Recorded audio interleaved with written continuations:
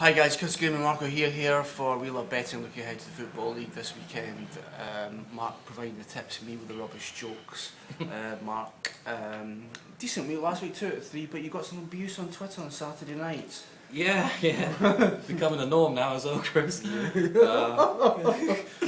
a few drinks, had a little cry on Twitter as well about it. Sorry. Well, I know. Ironically, one of our favourite people on Twitter, Johnny Grossmark, actually abused you Saturday night as well. That was a bit cheeky. I mean, we like Johnny. Shots on target data is his Twitter handle. Always an informative follow.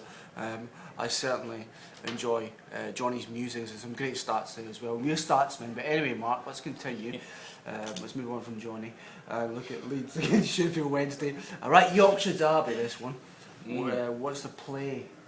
I think there's any one of 3 here, Chris, to be honest. I am denied about it. There's a home win, Leeds win, 11-10, over 2.5 goals, or both teams to score. I think all 3 can be very strong plays here. Those who like combining all 3 could obviously look at the 2-1 correct score or something like that. I've actually gone bold, very unlike me as well, and gone for the 11-10, the bigger price for Leeds to win. I was at Windsor Races last Sunday, so I did miss the Leeds-Leicester Snorefest, as I'm told. Back any winners? Just the one. Just the one? Out of pocket, as usual. Well, you're better at your football tipping than the race. Yeah. Well, apparently I didn't miss much anyway, because there was only 2 shots on target in 90 minutes in that match. But I'm happy to sort of discount that and look elsewhere, because Leeds are a different prospect when they play at Elland Road. At least last year they won 13 of their 23 home matches.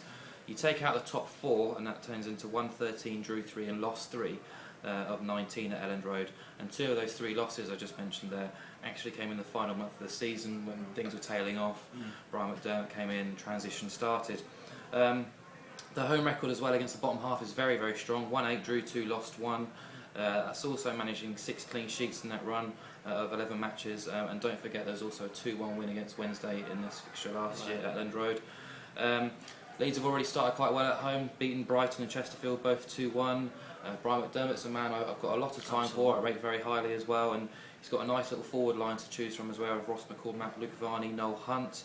And I think they could cause problems to a quite inexperienced Wednesday team, especially in defence, because that's where Dave Jones, the fat goth, has been complaining. Fat moany goth. Yeah. He's a moaner. He's already started. He's already started. Blaming referees, left, right, and centre. Now blaming the injuries and unavailabilities to his defence. They've lost 3 from 3 this season, and that's, you can't deny the fact. We're a little unlucky at QPR on the opening day, but they weren't unlucky at all. They deserved to lose at Burnley last weekend and against Rotherham in the Cup. News this week that Milan Mandaric is looking to sell the club as well, which can't really help things. They shouldn't really affect the players. Sometimes it does. It's worth pointing out that yes, they did have the 9th best away record last season, which is quite surprising.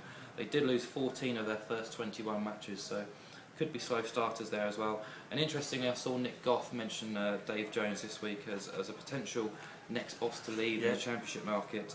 I've already put them up for relegation. I agree with Nick Goff as well, and I just think 11-10 is a very good price. Yeah, Nick Goff, another good man to follow on Twitter. Match 2, just turn on your page, Mark. Crawley against Rotherham in League One. You've gone over here, why? I've only got a few notes here because it's quite easy to explain why. It's first of 2 over 2.5 bets in the League One I've got here. I'm not going to touch League 2 this week. 17-20 on over 2.5 goals. Crawley Rotherham. Really, I'll just read it to you. Crawley's first 3 games this season, they beat Coventry 3-2 at home, lost 4-3 at Cheltenham in the Cup before drawing 3-3 at Tranmere last weekend. That's 18 goals in 3 games, an average of 6 per game. Rotherham started with a 3-3 draw at Crewe.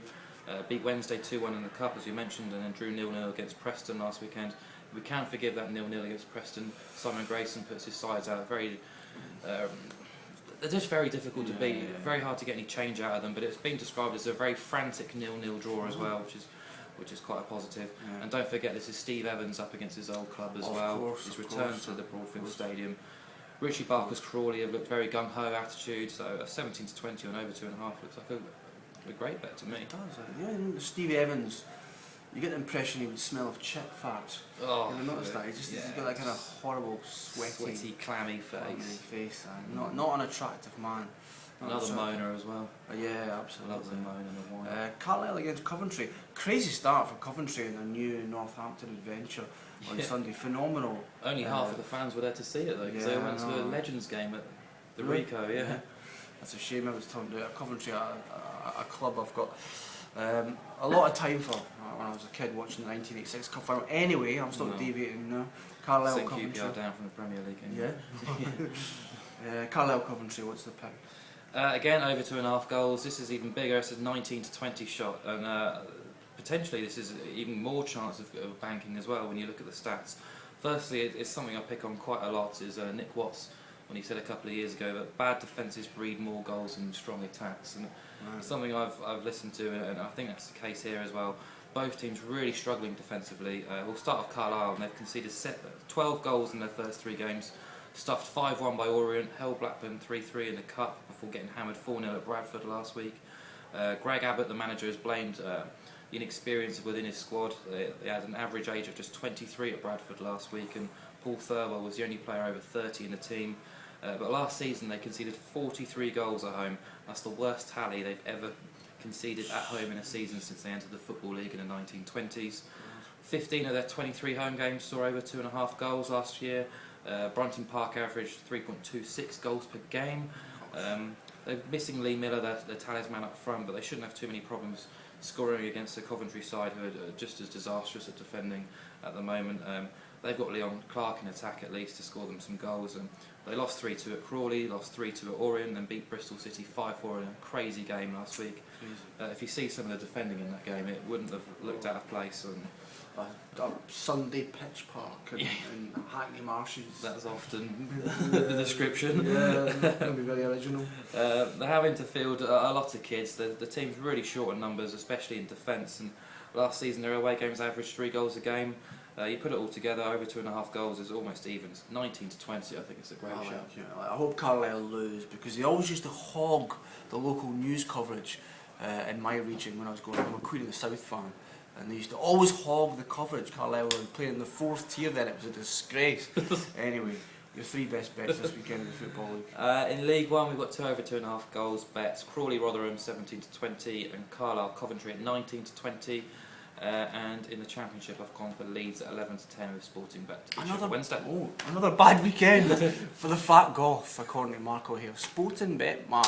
See you later, people.